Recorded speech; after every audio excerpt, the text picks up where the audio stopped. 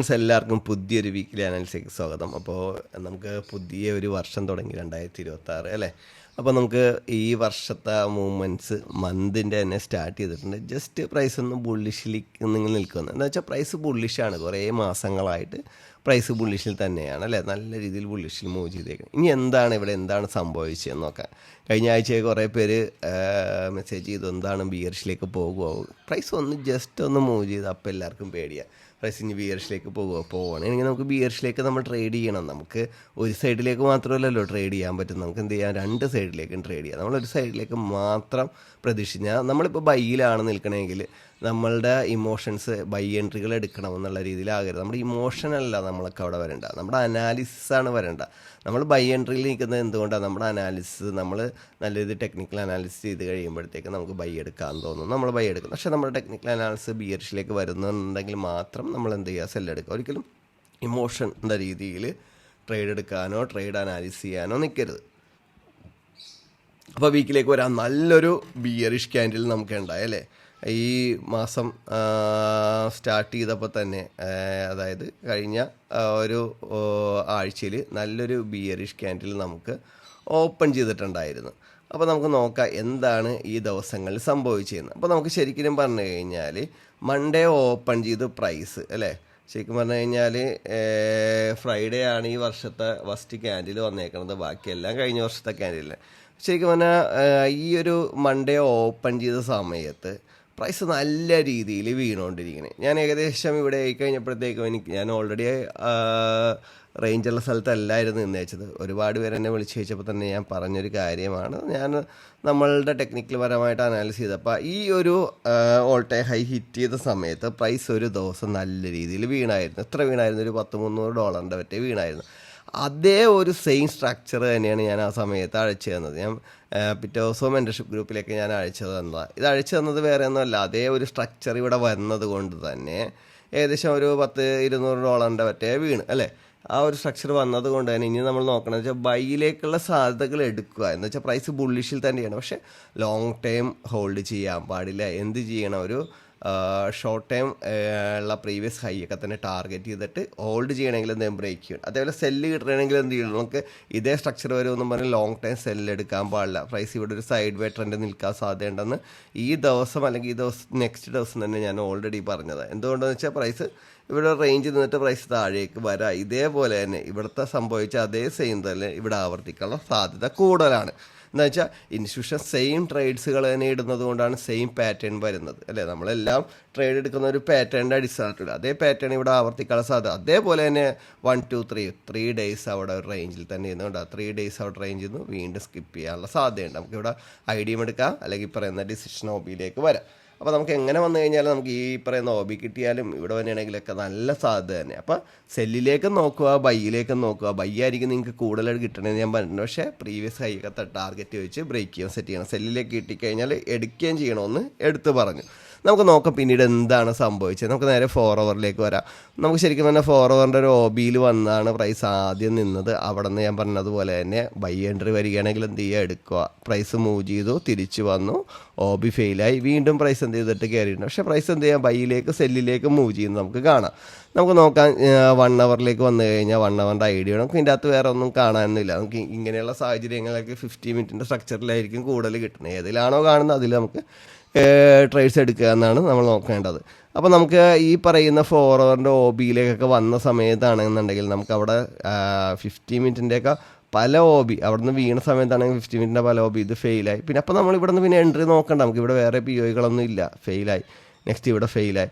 Next ഏതാണ്, ഇവിടെയാണ് നമുക്ക് ഒരു ബൈ സെറ്റപ്പ് കിട്ടി. ബൈ സെറ്റപ്പ് കിട്ടി നേരെ നമ്മൾ ബൈയിലേക്ക് പോകുമ്പോൾ പല ആൾക്കാരും പ്രീവിയസ് ഇങ്ങനെയൊക്കെ വരുമ്പോൾ പ്രീവിയസ് ഹൈ ഒന്നും പോയി ടാർഗറ്റ് ചെയ്യരുത്. ഓക്കെ, ഈ ലോയിൽ നിന്ന് ഈ ഒരു പ്രീവിയസ് ഹൈയിലേക്ക് വരെ എത്താനായിട്ട് $151 ഉണ്ട്. അതിന് നമുക്ക് ഇവിടെയൊക്കെ പല റേഞ്ച് ചെയ്യാൻ പറഞ്ഞിട്ട് 330 360 അതങ്ങനെ ബ്രേക്ക് ചെയ്ത് പ്രൈസ് കയറുള്ളൂ. ഇപ്പോൾ അവസാനം പ്രൈസ് ഇവിടെ ഒന്ന് ഇന്ന് നോക്കിക്കേ, ഈ ഒരു പൊസിഷൻ ഒന്ന് നോക്കിയാൽ 400 കേട്ടോ. ഈ 400ൻ്റെ മൊത്തം ബ്രേക്ക് ചെയ്ത് വന്നു കഴിഞ്ഞാൽ മാത്രമേ നമുക്ക് കിട്ടുള്ളൂ. അപ്പോൾ അല്ലാന്നുണ്ടെങ്കിൽ നമ്മൾ നോക്കുക, ഞാൻ എടുത്തു പറഞ്ഞതാണ്, കൺഫ്യൂഷൻ ഉണ്ടെങ്കിൽ നല്ലോണം വാച്ച് ചെയ്തിട്ട് പിന്നീട് ട്രേഡിൽ കയറുന്നതാണ്, അല്ലെങ്കിൽ ട്രേഡിൽ കയറരുതെന്ന്. അതിനുശേഷം പ്രൈസ് എന്ത് ചെയ്തു, ആ ഒരു 400 പ്രൈസ് ബ്രേക്ക് ചെയ്ത് ഈ ഒരു ഒബിയിലൊന്നും വരാതെ പ്രൈസ് എന്ത് താഴേക്ക് സ്കിപ്പായി. നേരെ പ്രൈസ് താഴേക്ക് വന്നുകൊണ്ട് ഇവിടെ ഒരു 50 മിനിറ്റിൻ്റെ എനിക്ക് തോന്നുന്നത് ഇതൊരു വളരെ മൈന്യൂട്ടായിട്ടുള്ളൊരു പി ഒ ആണ്. എനിക്ക് തോന്നുന്നു വല്ല വിക്കോബിയൊക്കെ ആയിരിക്കും. നമ്മളൊന്നും ഡിലീറ്റ് ചെയ്യരുത് കണ്ടോ. നമുക്ക് ആ ഒരു ചെറിയൊരു പി ഒയിൽ നിന്നാണ് എന്ത് ചെയ്ത് പ്രൈസ് റിയാക്ഷൻ തന്ന് പോയേക്കണത്. അവിടെ നിന്ന് പ്രൈസ് വീണ്ടും കയറിയപ്പോൾ നോക്കിയേ ആ 50 മിനിറ്റിൻ്റെ ഐഡിയ ഞാൻ പറഞ്ഞില്ല ഐഡിയ ഏത് നമുക്ക് സെല്ലിലേക്ക് കിട്ടുകയാണെങ്കിലും അത് യൂസ് ചെയ്യുക. 50 മിനിറ്റിൻ്റെ ഐഡിയം അത് റിയാക്ഷൻ തന്നു. സെക്കൻഡ് ഡേ വീണ്ടും പ്രൈസ് കയറി. 1 അവറിൻ്റെ ഐഡിയം എടുത്തു, ജസ്റ്റ് ഇങ്ങനെ നിന്നു. അവിടെ നിന്ന് വലിയ റിയാക്ഷൻ ഒന്നും കിട്ടിയില്ല. നേരെ 50 മിനിറ്റിൻ്റെ ഡിസിഷൻ ഒബിയിലേക്ക് വന്നു. അവിടെ നിന്നാണ് ഇപ്പോൾ പ്രൈസ് റിയാക്ട്. ഇവിടെ നോക്കിക്കഴിഞ്ഞാൽ നിങ്ങൾക്ക് കാണാം ബൈയിലേക്ക് കിട്ടിയ പൊസിഷനിലൊന്നും വലിയ ട്രാപ്പില്ലാതെ കയറിപ്പോയിട്ടുണ്ട് അല്ലേ. ഇവിടെ നമുക്ക് ഫസ്റ്റ് കിട്ടിയ കൺഫർമേഷൻ തന്നെ പ്രൈസ് കയറിപ്പോയി.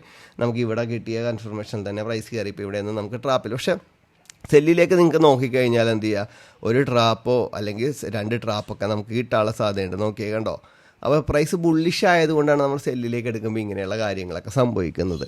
അപ്പോൾ നമുക്ക് ഏത് സൈഡിലേക്കാണ് പ്രൈസ് നല്ല രീതിയിൽ തരുന്നത് ആ സൈഡിലേക്ക് തന്നെയാണ് പ്രൈസ് മൂവ്മെൻറ്റ്സ് കൂടുതലും വരുന്നത്. അപ്പോൾ നമുക്ക് ഇനിയും സെല്ല് നോക്കാം. സെല്ലിലേക്ക് നോക്കുമ്പോഴത്തേക്ക് ഒരു പ്രോബ്ലം ഇല്ല. ഇനിയിപ്പോൾ ഇത് ബ്രേക്ക് ചെയ്ത് വീണ്ടും താഴേക്ക് വരാനുള്ള സാധ്യതയൊക്കെ നമുക്ക് പറയാൻ പറ്റില്ല. ഇനിയിപ്പോൾ നാളെ ഓപ്പൺ ചെയ്ത് കഴിയുമ്പോഴത്തേക്കും വീണ്ടും പ്രൈസ് താഴേക്ക് വരും. അതായത് ഒന്ന് ട്രേഡ് എടുത്തിട്ട് ഓൾ ടൈം ഹൈ ഹിറ്റ് ചെയ്യാൻ വേണ്ടി വെയിറ്റ് ചെയ്യണമെന്ന് ഞാൻ പറയുന്നില്ല. നേരത്തെ നമ്മൾ ഇവിടെ നിന്നൊക്കെ പ്രൈസ് മൂവ് ചെയ്തപ്പോൾ ഞാൻ എടുത്ത് പറഞ്ഞത് ആ പ്രൈസ് ഈ ടി പി എടുത്തതിന് ശേഷം ഈ ഓൾ ടൈം ഹൈ ഹിറ്റ് ചെയ്യും. ഓൾ ടൈം ഹൈ ഹിറ്റ് കഴിഞ്ഞ് നമുക്കിപ്പോൾ ഓൾ ടൈം ഹിറ്റ് ചെയ്യണമെന്നുണ്ടെങ്കിൽ അതിനുള്ള നല്ല കൺഫർമേഷനും കാര്യങ്ങളൊക്കെ വേണം. ചിലപ്പോൾ പ്രൈസ് ഈ റേഞ്ചിൽ തന്നെ നിൽക്കാം, ചിലപ്പോൾ പ്രൈസ് തിരിച്ച് കയറി വരാം, ബിൽഡപ്പ് വരാം.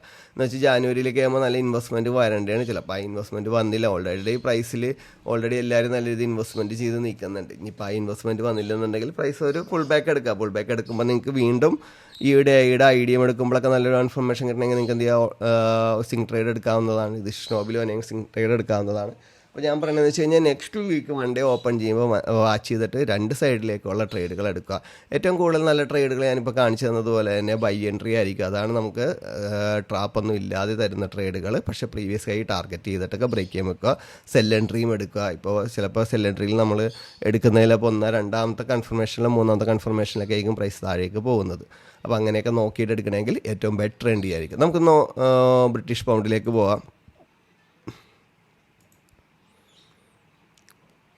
അപ്പോൾ എല്ലാവരും ട്രേഡിലേക്ക് കയറുന്നതിന് മുമ്പായിട്ട് കഴിഞ്ഞ വർഷത്തെ ചാർട്ടൊക്കെ നല്ല രീതിയിൽ അനാലിസിസ് ചെയ്തിട്ടൊക്കെയാണ് വന്നതെങ്കിൽ നിങ്ങൾക്ക് നല്ലൊരു ബെറ്റർ ട്രേഡിങ് എക്സ്പീരിയൻസ് കിട്ടാനുള്ള സാധ്യത കൂടുതലാണ്. എപ്പോഴും നല്ലോണം ഓരോ വർഷം കഴിയുമ്പോൾ, ഓരോ മാസം കഴിയുമ്പോൾ, ഓരോ വീക്ക് കഴിയുമ്പോഴൊക്കെ നല്ല രീതിയിൽ ചാർട്ട് പ്രാക്ടീസ് ചെയ്തിട്ട് വരുന്നത് തന്നെയാണ് എപ്പോഴും ബെറ്റർ.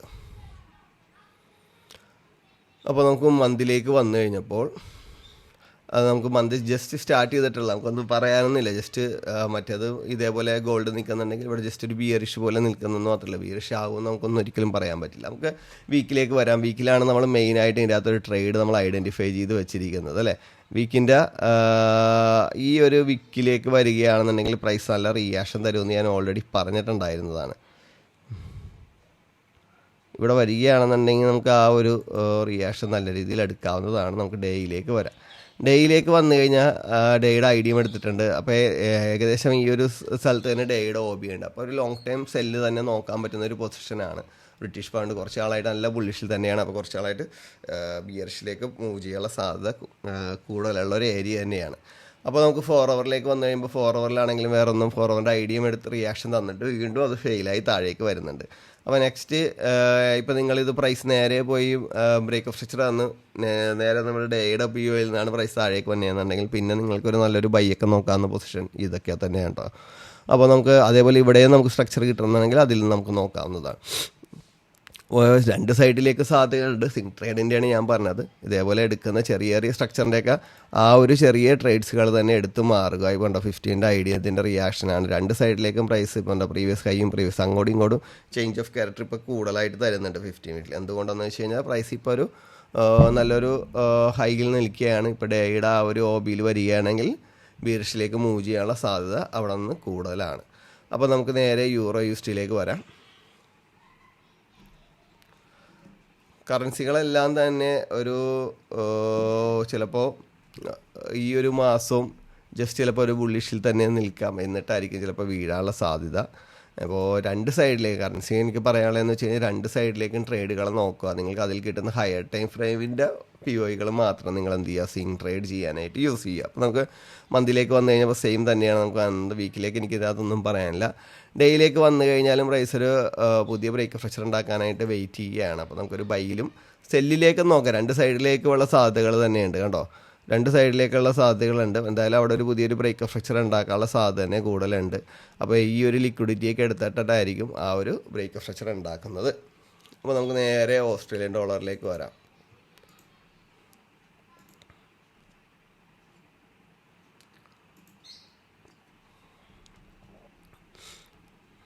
ജസ്റ്റ് സ്റ്റാർട്ടിംഗ് ആണ്. നമുക്ക് ഈ മാസത്തിൻ്റെ ഒന്നും പറയാൻ പറ്റില്ല, ആകെ ഒരു ദിവസമാണ് ഇത് നടന്നിരിക്കുന്നത്. നമുക്ക് ഇവിടെ നോക്കിക്കഴിഞ്ഞാൽ വീക്കിൻ്റെ ഏറ്റവും വലിയൊരു സെല്ലിലേക്കുള്ള ഒരു ഓപ്പർച്യൂണിറ്റിയുടെ അടുത്താണ് നിൽക്കുന്നത്. അവിടെ വരികയാണെങ്കിൽ നിങ്ങളൊരു വലിയൊരു സ്വിംഗ് ട്രേഡ് തന്നെ എടുക്കുക. അപ്പോൾ നിങ്ങൾക്ക് മറ്റേ ഇത് നമ്മുടെ ബ്രിട്ടീഷ് പൗണ്ടിലും ഓസ്ട്രേലിയൻ ഡോളറിലൊക്കെ നമുക്കൊരു ബെസ്റ്റ് ഓപ്പർച്യൂണിറ്റിയാണ്. ഞാനിവിടെ ഇത് വരച്ചത് മാറിയിട്ടുണ്ട്. ഓക്കെ, നമുക്ക് ബ്രേക്ക് ഫ്രക്ചർ കൺഫേം ആയിട്ടില്ല അതിൽ. അപ്പോൾ ഇനിയും ബ്രേക്ക് ഫ്രക്ചർ കൺഫേം ആകാം. വീണ്ടും പ്രൈസ് കയറി വന്നിട്ട് പുതിയ ബ്രേക്ക് ഫ്രക്ചർ തരാം. നമുക്ക് 4 ഹവറിലേക്ക് വരാം. 4 ഹവറിലേക്ക് വന്നു കഴിഞ്ഞിട്ടുണ്ടാണെങ്കിലും 4 ഹവറിൽ പുതിയൊരു ബ്രേക്ക് ഫ്രക്ചർ പ്രൈസ് തന്ന് നിൽക്കുന്ന ടൈമാണ്. പുതിയൊരു ബ്രേക്ക് ഫ്രക്ചർ തന്നു. അതിനുശേഷം നമുക്ക് പ്രൈസ് വന്ന ഒരു IDM എടുത്തു. വിക്കോബി ആയിരുന്നു ഫസ്റ്റ് ഉണ്ടായിരുന്നത്. സെക്കൻഡ് നമുക്ക് ഇവിടെയാണ് EOB വരുന്നത്. അത് നമുക്ക് ശരിക്കും പറഞ്ഞു കഴിഞ്ഞാൽ പ്രൈസ് ഇപ്പോഴും ബുള്ളിഷിൽ തന്നെയാണ്. ഞാൻ പറയണത് ആ ഒരു വീക്കിൻ്റെ OBയിലേക്ക് വരികയാണെങ്കിൽ മാത്രം നല്ലൊരു സെല്ല് നോക്കുക. അല്ലാന്നുണ്ടെങ്കിൽ ബൈ തന്നെ പിടിക്കുക, സെല്ല് എടുക്കുക. പ്രീവിയസ് ലോ ഒക്കെ തന്നെ ടാർഗറ്റ് ചെയ്യുന്നതാണ് ഏറ്റവും ബെറ്റർ. അപ്പോൾ എല്ലാവർക്കും ഈ വീക്കിൽ നല്ല പ്രോഫിറ്റ് ഉണ്ടായിട്ടെന്ന് ആശംസിച്ചുകൊണ്ട് നിർത്തുന്നു. Wish you all the best.